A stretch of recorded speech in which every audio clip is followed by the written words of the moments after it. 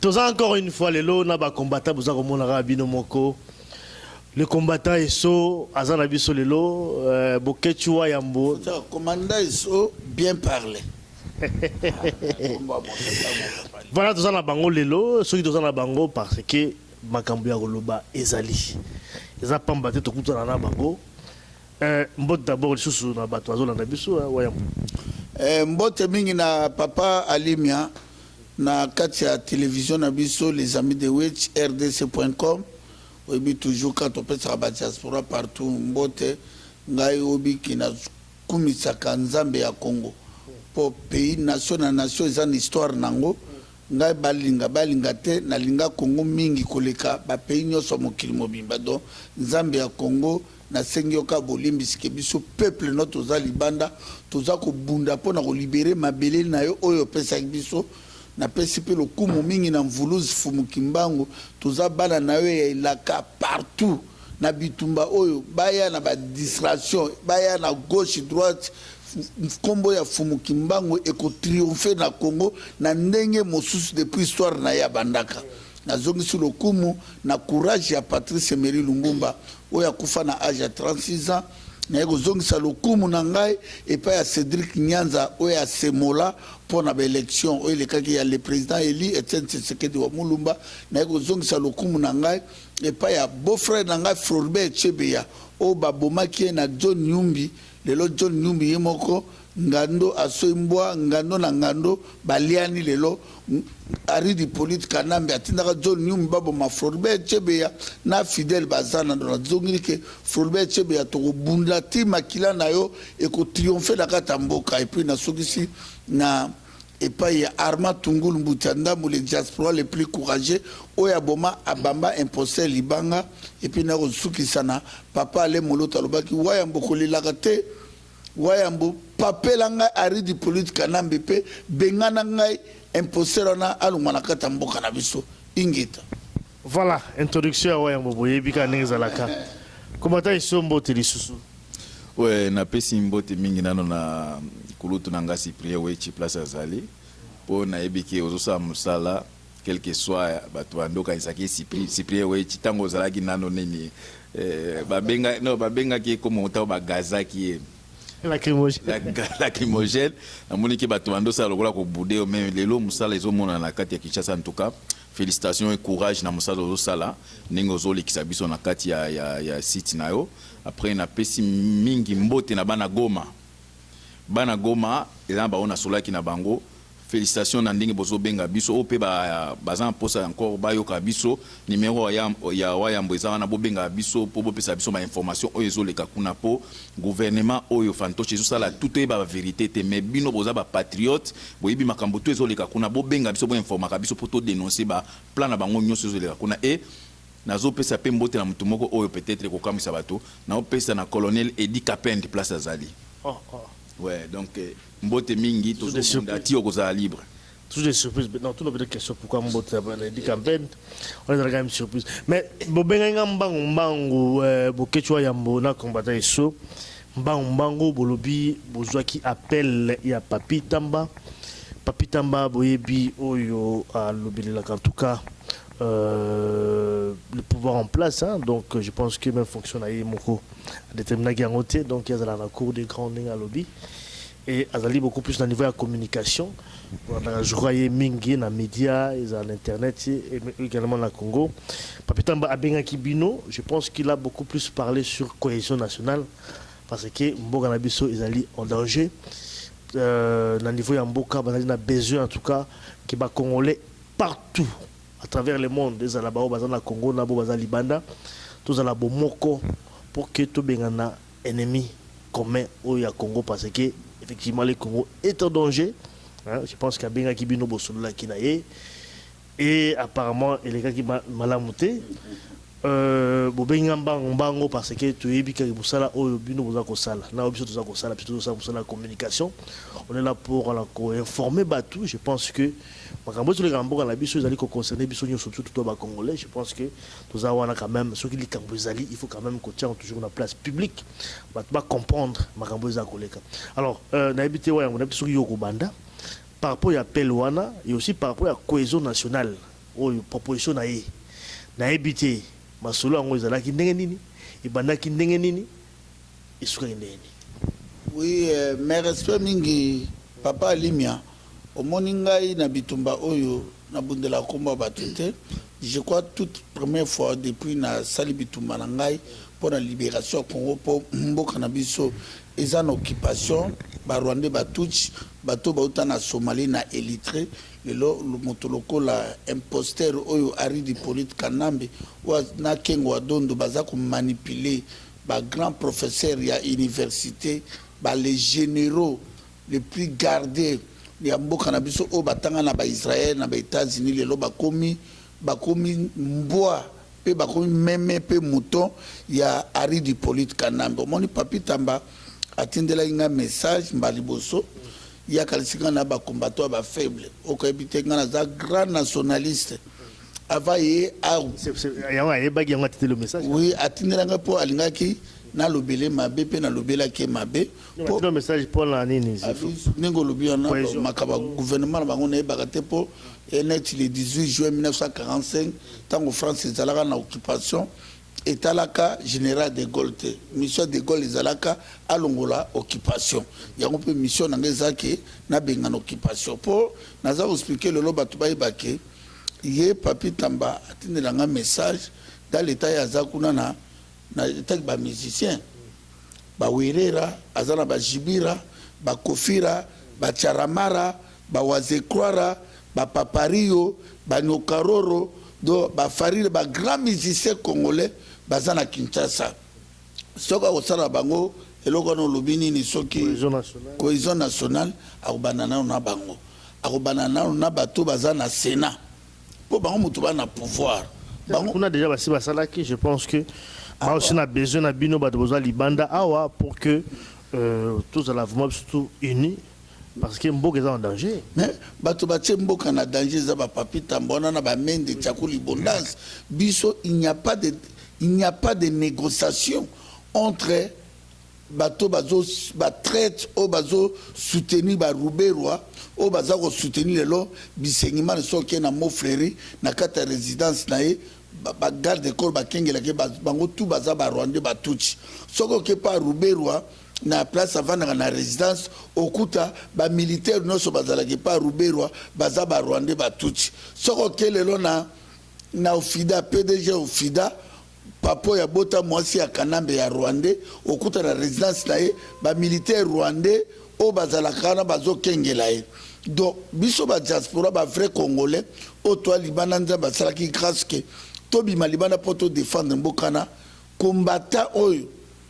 ba combattant nzala bayali o lemsu bazo lenga bango ba lengisa bango na ba 10 000 ba 20 000 ba 50 000 mais motokanga boketu premier motako corrompre ngai te na lobango ke pour corrompre ngai il faut zo monoko na yo tia na fleuve Congo au vider mai nyonso za na fleuve Congo ou bo vider lac Tanganyika ono zwingai do yango na epsa papi tambake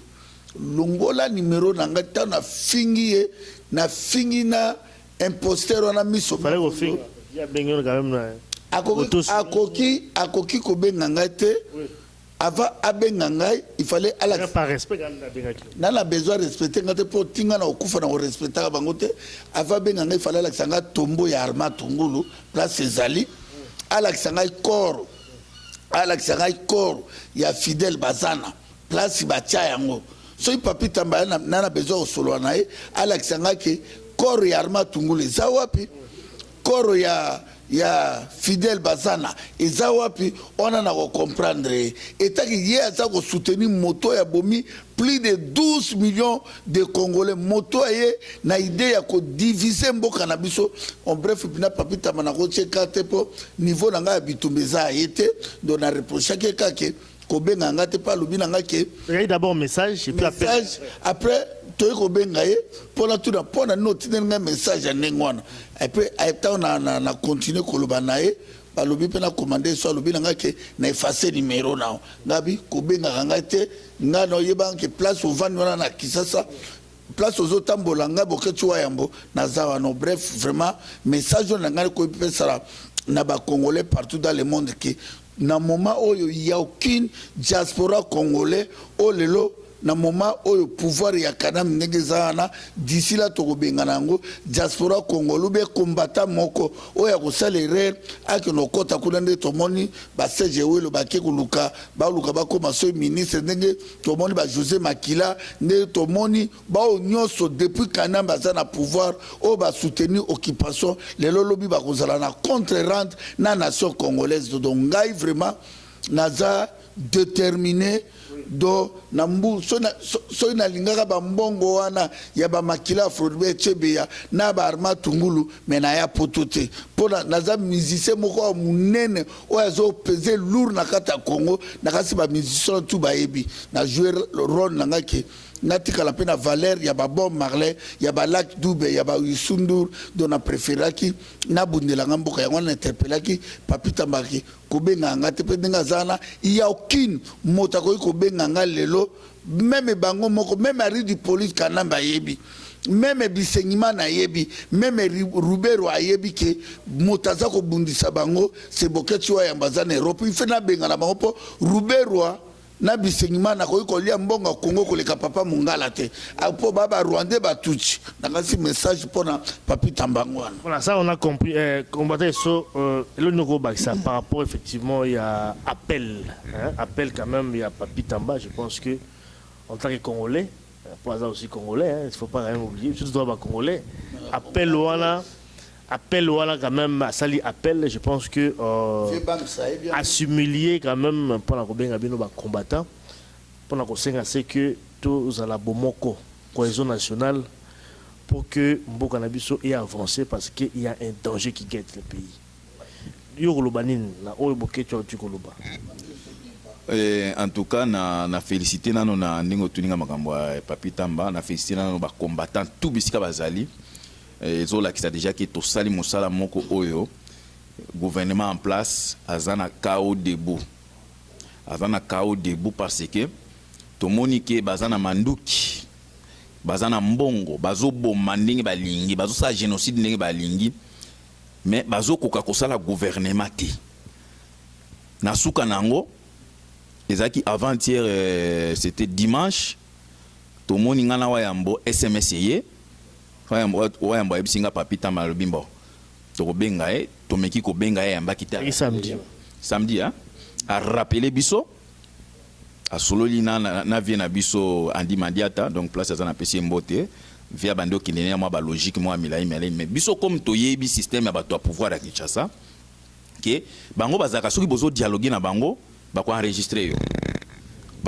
yo pour lobi alobaki d'ailleurs na solaki na bokechu comme to za maele makasi tolobaki muto to kenya ninga ko solati il faut to l'accès position na donc bangi piège en fait c'est un peu ça to piège té les position na biso ti lelo awa to loba na to za piège té mais to lobaka ne o za mitema na biso to za piège té to banga mutu té a sololi na ngai na tuni Papita Mbangwana olingi nini o na lingi boya to solola mboka eza besoin na bino to fanda na table moko to solola na biso Papita Mbangwana biso jamais toko solana yo oza dia Rwandais o naza Rwandais te na biso za Rwandais parce que ça ba Rwandais Congolais non Congolais ça moto défendre ba Congolais Rwandais d'abord plus bon on dit quand même le terme Rwandais on est oyo on défend le Congolais Rwandais na bien awa na Belgique toza ba Congolais belé ba changer nationalité awa Otunie pe makambo Otunie makambo à Congo mais ça ne me regarde même pas ça c'est les trucs des Congolais mais aza Congolais mais Papita Mbangwana aza Rwandais au service des Rwandais ce que Otunie makambo à Congo à kokosa parce à koloba koloko défendre Congo te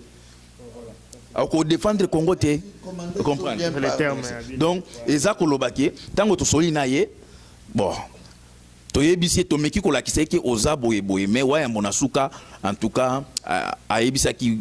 Papita Mbangwana singila ki yebisa ye to singi pe a effacer numéro mais le premier anine eza débit à corruption ce que moni muto bengi nengwana eza débit à corruption donc tango meki nano amona réaction na biso comment ekozala okumane parce que yango zo mona lelo na diaspora tozo mona bato ebele o Papita Mbangwana sola ki na mutu boye Papita Mbangwana sola ki na mbo o Papita Mbangwana tinda ki mbongo parce que abandaka nde boye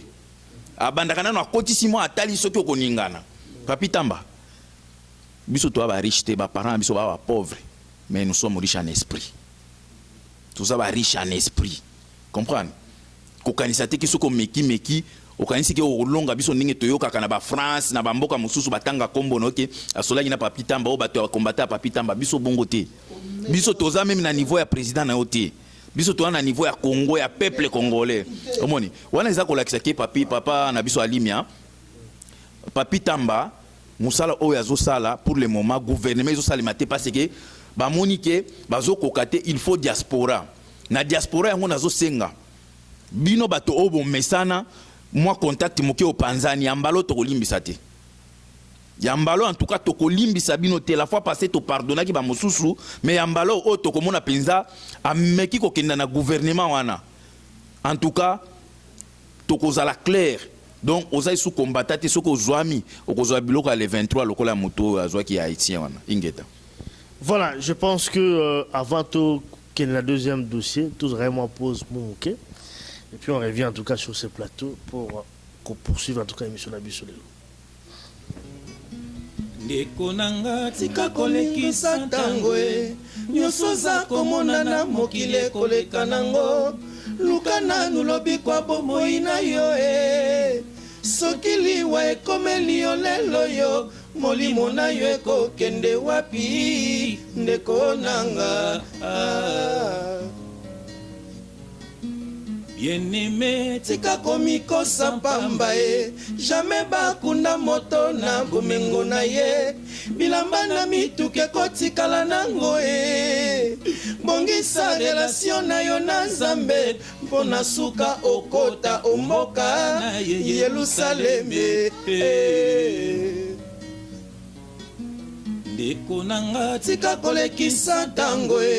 nyoso za komonana mokile koleka nango lukana nulobi kwa bomoi na yo sokili wa ekomeli yo lelo yo molimo na yo ekokende wapi ndekonanga Oh bien-aimé, tika komikosa mpamba jamais bakunda moto na bomengo na ye bilamba na mituke kotikala nango bongisa relation na yo na Nzambe mpona suka okota omboka na Yerusaleme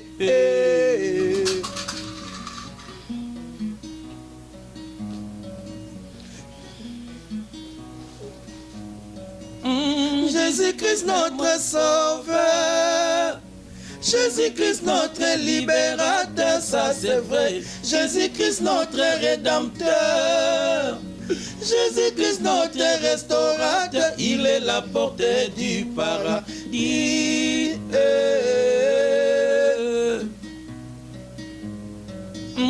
Jésus-Christ notre sauveur, Jésus-Christ notre libérateur, ça c'est vrai. Jésus-Christ notre rédempteur, Jésus-Christ notre restaurateur, il est la porte du paradis. Alléluia. Bisengo ya mokili ekosa yo te malobelaka bilamba lelo batika yango malobelaka mituka lelo batika yango malobelaka mapangu lelo basusu badondwela malobelaka kitoko lelo bazonga putulu. À quoi ça sert de perdre ton âme pour le plaisir de ce monde nga bisengo ya mokili ekosa yo te malobelaka bilamba lelo batika yango malobelaka lelo batika yango malobelaka mapangu lelo basusu badondwela malobelaka kitoko lelo bazonga putulu. À quoi ça sert de perdre son âme pour le plaisir de ce monde nga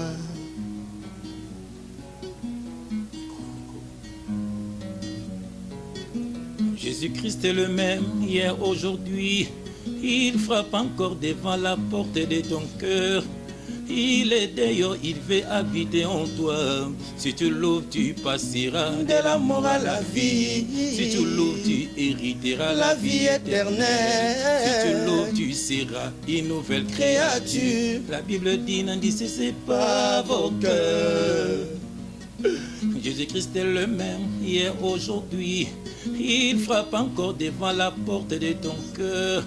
Il est d'ailleurs, il fait habiter en toi. Si tu l'ouvres, tu passeras de la mort à la vie. Si tu l'ouvres, tu hériteras la vie éternelle. Oh, si tu l'ouvres, tu seras une nouvelle créature. Pour la Bible dit, n'en c'est pas vos cœurs. Jésus-Christ notre sauveur. Jésus-Christ notre libérateur, ça c'est vrai. Jésus-Christ notre rédempteur. Jésus-Christ notre restaurateur. Il est la porte du paradis.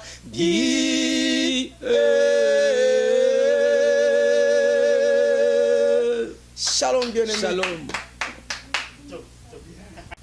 Voilà, tous ceux encore dans le plateau Nabiso avec ma combattant. Pour ça, comme on a rabino moko, tous toujours wana. C'est vrai que awa na poto polémique moi comme quand même moi Kassia, et limoi qui ils ont les sous ba partisan ya Tshisekedi na Rwanda.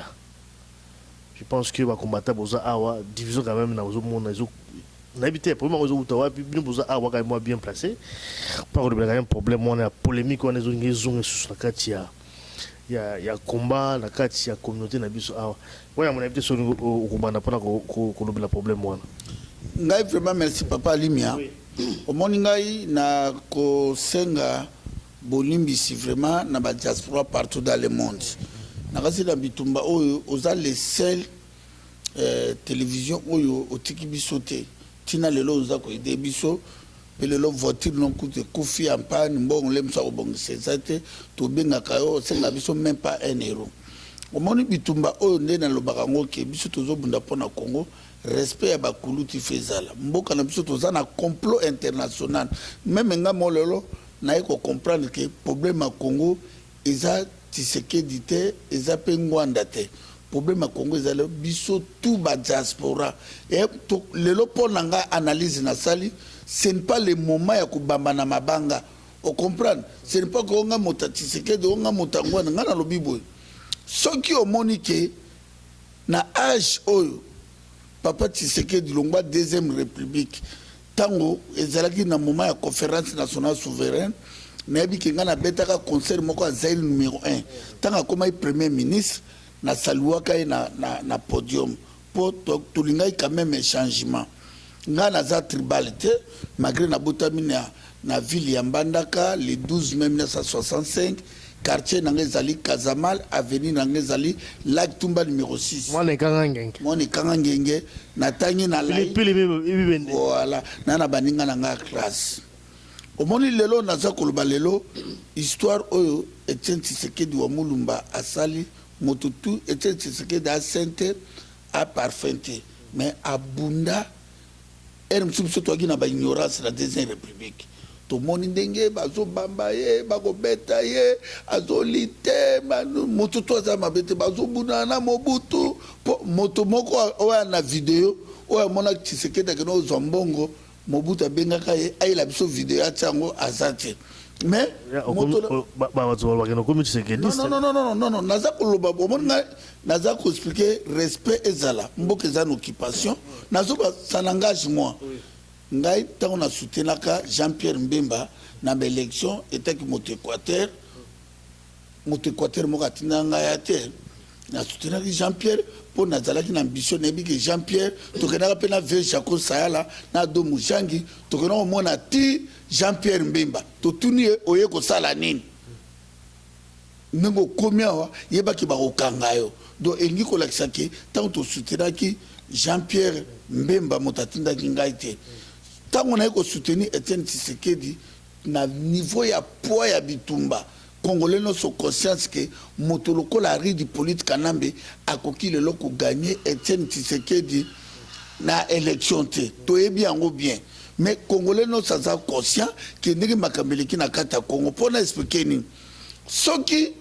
omoni que Tshisekedi aumeli na ko gagner bitumba oyo azozwa te ololeka na internet to cha polémique a jeune qui n'a qu'au Kanambe, au libéré Congo, au l'école Kanaba internet, au n'importe quoi. Et Zalata côté à papa Honoré Ngwanda. Pour ngabina na leader, sans blague. Donc motoka ngai nazara na parti politique à mon soutien na soutien rande Congo mais tant on a soutenu qui IDPS mais le président Eli Etienne Tshisekedi état qui est fils à pays pour un problème problème à papa Tshisekedi était que elingo baté que aboy ko bunde problème à Congo ezali complot Congo ezali na complot international pour bayebi que ce Tshisekedi a du pouvoir ba multinational on a ba vivre té et ça problème à nation toute une nation que tous la mobiliser pour la tout libérer Congo lelo o ngana ko linga lelo té que Motoya Emilie Tshisekedi ou bien Motoya Emilie Papa Honoré Ngwanda. Ce que moto omoni que Ngwanda azoko ko bitumbate ou bien azana CMI liboso les cas qui be compréhension les cas qui ba traiter de Nice ba makomoko ya pas pamba. Yo singa na ko luka traité ya France té. Na ko luka traité ya Miami té. Na ko luka traité ya Moscou té. Est-ce que c'est na ko luka traité ya Moscou fait dans les canaux internet? Il y a une expliquer ça très nécessaire papa Limia. Oui. Nègre tolobia ke tolingi polémique yuanate. Tolingi polémique yuanate. Tolingi soki papa ngoda ko libérer Congo, anatana ko libérer Congo. Soki papa Tshisekedi lelo Ari di politique kanambe imposé à sali 2 ans à pouvoir. Soki papa Tshisekedi a libérer Congo, a libérer ne Congo. Soki pe moto mususu a libérer Congo, a libérer ne Congo. Combattre ça, na polémique. Qu'est-ce que tu peux ajouter par rapport à Nango? Bon, na lingina s'adresser mingi na ba combattant patriote o tozo senga na bango. Parce que tout moni chaque fois ba désordre o ekota na kati ya combat utaka na France. Tozaki déstabiliser na kati ya combat awa mutu mo ko ignorer angote kaka na France. Na osenga na bandiko na biso à France. JBK musique. Je ne sais pas ce qu'il a prononcé comme on a bien. En tout cas, kulutu nangai na ebike ozamu tuza sage. Bo sala to en tout cas, bo meka kotala ka oyo parce que de plus en plus tozomona ka ba même tête oyo tiaka désordre na Paris. Yango kaka wana izo bandeli lisusu. Il faut respecter ba mikolo, il faut ko respecter ba yaya na biso ba banda makambo ya politique ba bunda liboso. Eza papa Ngwanda. Eza Tshisekedi papa na biso président Eli. S'il vous plaît, bo sala to en tout cas bo meka ko se corriger, hein? Bo meka ko se corriger na ba makambo mosusu oyo tozomona kuna oyo sala ke combat lelo ekomi komata. Mais tomoni bobimi lisusu bo bandi ba polémique na bino ana. Kaka le même groupe oyo ezaki la fois passée na ba polémique bo bandi lisusu soki problème ezali bo benga na ndeo ya caméra bino bokanisi awa na Bruxelles biso na ba problème te mais to sala ka tout tozo traiter en ndeo ya caméra puis ça là ba problème ba problème ezali que bon mona ki on exposer quand la caméra yango la fois passée o ba bato bayebi na kotanga komba bato te mais boyebi ba dossier boni biso to gérer ngonga na wayambo toza ko sala tout ebi maïsou na média te po biso makasi na biso za média mais soki bino ba combattant boko misiko ko attaquer biso na niveau média do bozo bundisa bitumba oyo ba combattant musu bazo sala nazo senga pa na bino ba combattant oyo problème soki ezali oleki na média ba problème musu boza nango eza ba problème individuel boza na problème na mutu ma camarade na combattant bo benga na bo silisango en dehors ya caméra s'il vous plaît botika makambo wana soki oza na ba preuve ou bien boza soki na biloko nini bo benga na benga ba combattant mususu sans que ezala filmer parce que soki ozo lekisa combat na média ozo combattre ba biso mususu to si sacrifier mingi pour combat etelema en tout cas na ko senga pa na bino ba kulutu e ba comment de qu'on vient na biso a senga qui marche. Comment il s'appelle encore? Chimbalanga. Hein? Vie, bosala toi en tout cas, bosa passage ya Paris, bosangana, bo meka ko maîtriser bande ko na biso ba combattant muso ba obima brusquement ka boyena média, ba comme ça ba déclaration o yezo déstabiliser combat. En tout cas, tous en haut d'accord. Merci. Tout est dans troisième point. Moment à 30 secondes. Ça fait combat oyo mutu moko na France ou bien na Belgique na Londres. Motomoka kabolaka combat ou ezate combat est en top dans tous les camps de figures Ari du politique kadam il doit partir mais bino motobozo na ba gauche droite bokoyo ka son bokozala humilié. Troisième point et dernier point parce que le temps aussi nous presse rapidement. Ils allaient par rapport il y a déclaration à ba député rwandais ils allaient en Afrique du Sud je pense que je pense que les Congolais ma beleza ma belé na biso ma belé Congo. Bah député rwandais bah ça là qui déclaration comme quoi une partie donc il y a territoire na biso ils a quoi appartenir à Rwanda. Côté à est en Boka na biso, je pense que le problème au sur le Kakakuno na est en Boka na biso c'est parce que bango ba envia une partie en Boka na biso. Alors tout ça va combattre awa ngana vraiment réaction na bino par rapport à bango parce que pour la bango il faut qu'on revoie quand même la frontière en Boka na biso et je pense que ces gens-là sont quand même déterminés d'aller jusqu'au bout. Surtout ça attention en tout cas surtout ça attention na éviter quoi. Alors on a évité Wayambo par rapport à la déclaration de député rwandais Golobani. Papa li manakanisi ka message yango depuis to banano to bakali kama mabele. Makamba Congo lelo eza mondenge na pays morote. Congo eza mabele na biso. Pour comprendre Congo, prophète Kimbangu ya prophète ya mokili mombabo tama na Congo, mama Kipavita botama na Congo, Anwariti akufase abotama na Congo bakada Congo eza na histoire moko ebele. Le 18 na 1885 na makambo ya convention elekaka na Berlin. Bato bautaka bipai na bipai.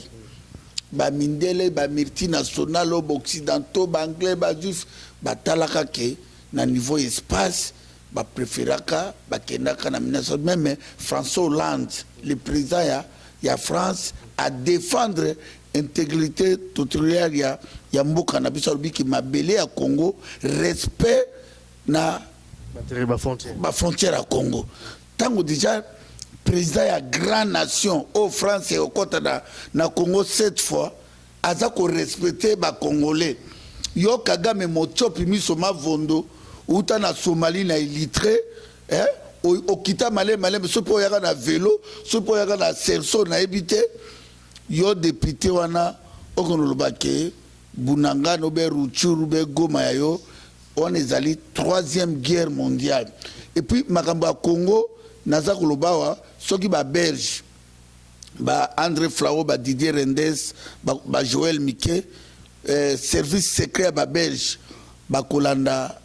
message yo bebisa gouverneur na bango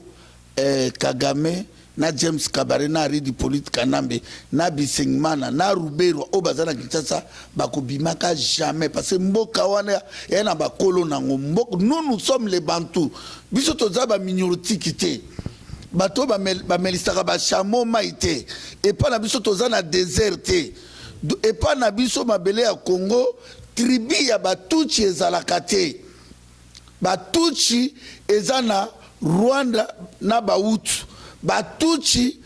na Bautu ezalaka te depuis soir rebanda ezakuna et puis biso toi qui peuple moko biyamba yamba eloko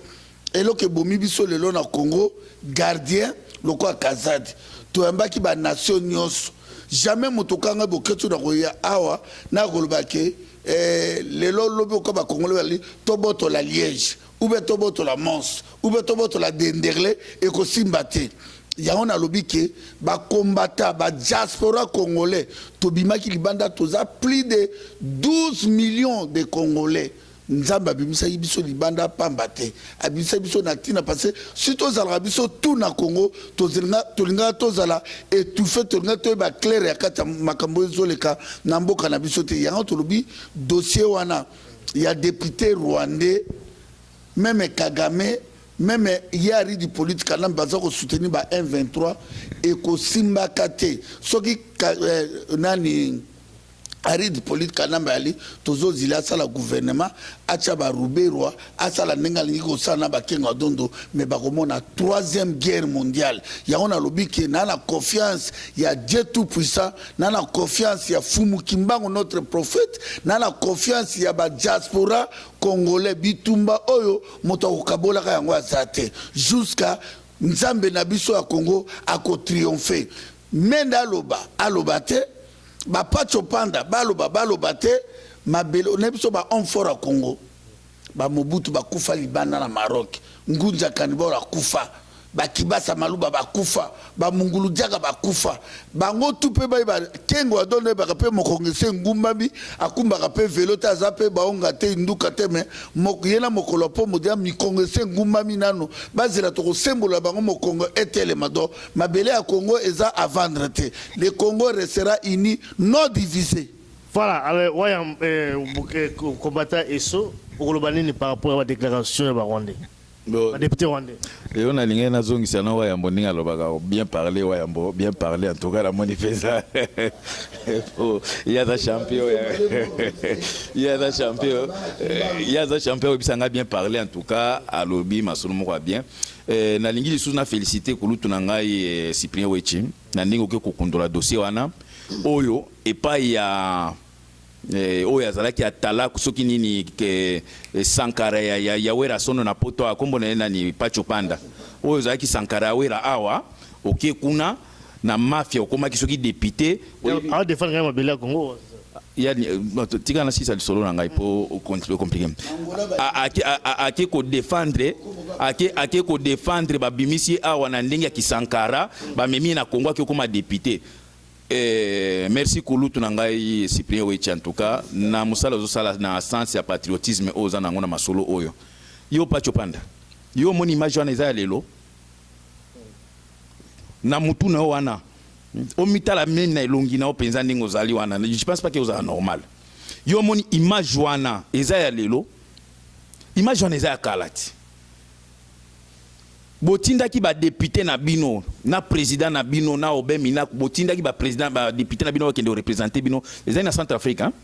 Afrique du Sud. En Afrique du Sud donc l'émission en tout cas les en Afrique du Sud botindaki ba député na bino ceux qui député à quelle mission de service azonga na rapport wana tango yaki nango il y a les sous-députés je crois qu'il faut quand même le dire et nazo répondre tant que nano comme yé moto alobela ki yango mingi message tango nini tango ba député ba kindaki ba yaki na rapport ya mission de service ba tindaki bango na mission de service na asir ke ba komaki ke ba député rwandais bazo réclamer ndambo ya mabele ya Congo rapport wana ba memela ki Obe Minaku rapport wana ba memela ki Kengo rapport wana ba memela ki nani chauffeur taxi ya taxi oyo nini Jole taxi yo ozotinda lelo Cyprien Wechi ozoyebisa ke baza 4e pouvoir na Congo lelo bokomi ko reconnaître que nini presse za 4e pouvoir depuis quand est-ce que bino bo pesa quand même chance na presse bino est-ce que presse a même na un mot à dire na Congo po otinda ndeko na ngai bakende ko bomayo abandolandela makambo o ya nini ya ba Rwandais ba lobi makambo mabele hein eso la bonne Pacho Panda soki Cyprien Wechi na ninga zo bunda juste soka zu problème na Congo bana no bazalaka on a to ebisi hein poto yebi mutu nyonso oya tushaka ba dossier wana suka na ezalaka mabe yozo tinda ndeko na ngai akende na dossier wana pas ba Rwandais et pas Kanambe mutu yebi dossier wana de 100% azo gelé yango très bien yo otinda yeke si neni Cyprien Wechi ke zo dossier okende nango na parlement okende ndeko na ngai ko sala yango te parce que batu wana batu tout baza au courant ya dossier wana baza au courant ya dossier wana Pacho Panda yo kanisi ndenge biso ba combattant lelo na ba o ba yebaka français bien te na ba yebaka mo balganisation et comme yebani na ba na mike awa na poto ke bazo linga ba balganiser Congo donc yo nde lelo osutuki ke balingi bakata Congo tango diaspora alobaka chaque jour ke balingi ba balganiser Congo yo za au courant te président na za au courant te Chakuli Bondas o mukolo alingi ko se respecter te ministre information azo courant makamboyo est-ce que so mona jour moko Lambert Mende aleki na média alobelake député moko asalaki déclaration moko kuna mais ce que za makambo jibe aza première aleki ko loba n'importe quoi papa limbisa ngai il y a 2 minutes ça va naza ko senga pa na bandiko la biso oyo baza na parlement baza boza pe bandiko la biso te bo biso tango to ko traiter comme des Rwandais soki bozo ebate biso awa ne toza boye to considérer kabino lokola ba congolais te en tout cas bo continuer na ko accompagner ba nini occupation bo continuer à ko accompagner l'organisation mais boye bake diaspora ko sauver Congo na ke e mutu na mutu oza juger selon makambo asali na Congo voilà. Pour la aussi ça je pense que Bokechu na ebi ozana lobaya suka aussi ça na malobani Wayambo. En tout cas, Tolobi Boye, Bandekonangai, Tolobi, les 14, dans les 15, on a forum Awa, Tobengi Diaspora partout, Awa. Les 16 février, on a grande manifestation. Awa moto tout a kotika la kali tsunanda côté ezala ba passer fait bobi maka bosunga bisona bitumbo tozanango. Et puis les 1er février oyo biso tout ozala na France pour ezala makambo ba bengi ya parti politique mon côté to ozala biso tout soki congolais marche ali to ya to soutenir yango nazo tout nanano bande konanga ya katanga na ebité nana boma muzero ra Désiré Kabila eza ari di politique kanambete nana boma Katumba Mwake eza ari di politique kanambete nana boma Samba Kaputi so Samba Kaput nana boma eza ari di politique kanambete nani abomi Aimé Kabila so disant yo penozala pourquoi abomaka Zoete pourquoi abomaka Jeannette Kanambete nana boma nani Kakuji, mais Bandekonanga Katanga. Na yebite ningeni boso kotika un poster na tête à pays. Yango tolobi le 29 mars ezali conférence de presse yangai na journée de prière pour na hommage à papa Ale Moloto et puis topesi bandeko ya Luanda Angola bino tout bozana kati Angola boyeba bitumba oyo tozali uni bozala bomoko sans oublier na pesi pe mbote pa ya sans rival Sami Boyoko, John Image, Bandeko Nanga vraiment boya et belé les premiers na Château Rouge, tout ça la manifestation oyo. Soko lingi no marche te, koleka na internet te, vana no nakata ndako. Biso moto nimito marché, to sina contrat na Nzambe ya Congo fumukimba uke, to kotika mindelo Carmete, les premiers to na février to za na marche ya munene na Paris bana Londres boya, bana Suisse boya, bana Hollande boya. Et puis les 22 mars, on a soutenu passer Pracy de Jésus na Hollande. Et puis les 29, ezali journée bateau balinga ki papa allait moloto. Pardon. Bateau balinga ki papa allait moloto. Bateau nyoso bo ketu wayambo. Ala musa bango na komba bo se préparer pour le 29 mars. Conférence de banana 14h journée de prière bamakamebele pele pona papa ale molodo tina 23h to sisi nzambe abatela bitumba oyo nzambe abatela biso ba combattant nzambe abatela mabele ya Congo ari di politique kanambe miso mavondoza na échec kanambe kolonga ka biso te Jeannette Kanambe. Merci beaucoup. Kobo salate Zoé aza moibi. Merci beaucoup. Comment les invité sont aussi ça 30 secondes pour terminer. Bon, nalinga ikaka na bing sabato ya France bototi ka ba couleur hein. Donc tozo bing ça marche à les premiers o ya senti ka ça vrai combattant aya après tozo to ebike na Paris kuna vient na biso bab ça la pe kuna na ebike vie Jacob to déplacer na donc to kende belé et ça marche à couleur mon côté o ya kotika na ndako alinga Congo te. Donc ce que Congo yaka après na kolinga na répondre moi moké po yoka ki na pesa ki edika peine mbote na pesi parce que tolobaka chaque fois ba kutino tolobaka ba tonyo so meto bosa na kamuto na ke aza compagnon Mose Kabila oyo bakangiye bakoseli makambo batie na prison yango na kanisa ki lelo pona kolobaki bakatange bazokanga bandeko na bino bobo bandeko na bino bofandi kimia lelo John Mimba komi koluka yo mais en tout cas dossier na to développer encore plus tard. Merci beaucoup à la prochaine occasion. Merci beaucoup.